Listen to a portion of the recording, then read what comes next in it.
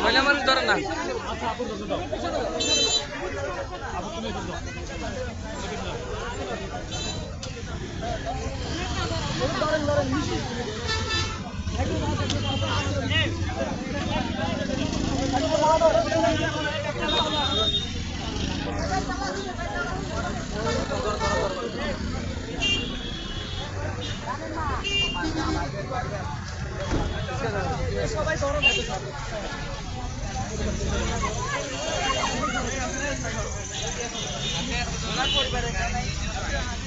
বাড়ি আবু একটু হেল্প করে।